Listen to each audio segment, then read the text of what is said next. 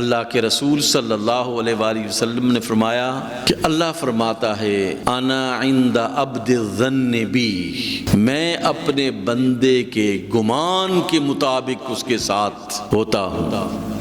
اگر وہ میرے بارے میں اچھا گمان کرے تو میں اس کے ساتھ اچھائی کرتا ہوں، اگر وہ میرے بارے میں یہ سمجھے کہ اللہ کی ذات نقصان دے گی تو پھر اس کے ساتھ وہ رویہ اختیار کرتا ہوں۔ ہے تو وہ قہار بھی، جبار بھی، لیکن غفار بھی ہے اور ستار بھی ہے۔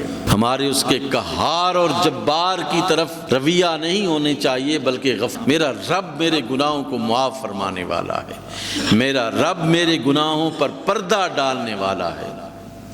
یہ رویہ ہوگا تو اللہ اس رویے کے ساتھ ہمارے ساتھ سلوک فرمائے گا، وہ ہمیشہ ہماری ستاری فرمائے گا، وہ ہمیشہ ہماری غفاری فرمائے گا، وہ ہمیشہ ہمیں معاف فرمائے گا۔ میرا بندہ میرے بارے میں اچھا سوچتا ہے تو اس کے گمان کے مطابق میں ہو جاتا ہوں۔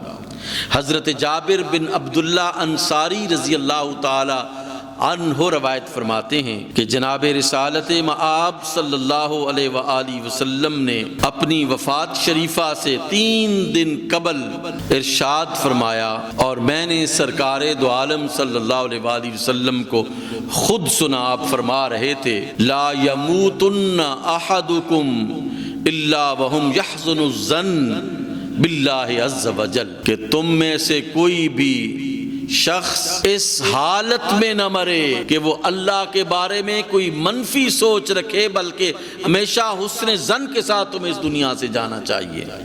حسن ظن الا وہم یحزن الظن باللہ عز وجل، کہ اللہ کی ذات کے بارے میں آپ کا حسن ظن ہونا چاہیے، اچھا گمان ہونا چاہیے کہ میں رب کے پاس جا رہا ہوں، وہ میرے ساتھ ہمیشہ اس نے سلوک فرمائے گا۔ بعض اوقات یہ ہوتا ہے کہ اعمال میں وہ معیار نہیں رکھ سکتا جو اس دنیا میں رکھنا چاہیے۔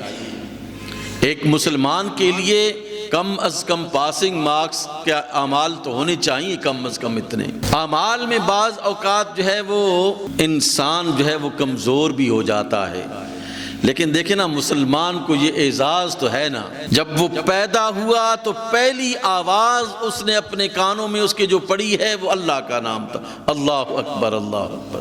یہاں سے اس کی زندگی کا آغاز ہوتا ہے، اللہ اکبر سے اس کی زندگی کا آغاز ہوتا ہے۔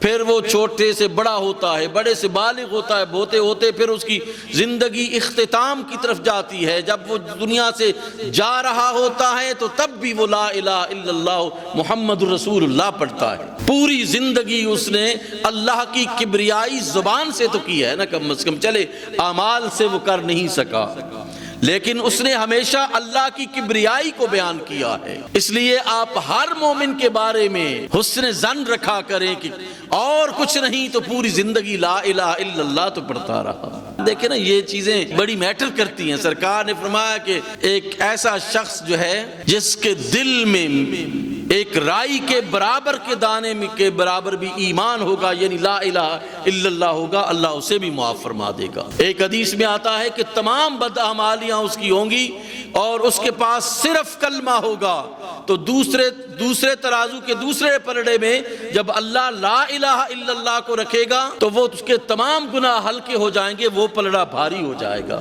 تو یہ تو اعزاز ہمیں حاصل ہے نا، یہ تو ہم بڑے فخر سے کہہ سکتے ہیں کہ ہم نے زندگی بھر اگر اس کی عبادت صحیح طریقے سے نہیں کی تو اس کے کسی مخالف کی بھی بات جو ہے وہ نہیں مانی ہے ہم نے زندگی میں یہ نہیں کہا کہ معاذ اللہ اس کے علاوہ بھی کوئی خدا ہے۔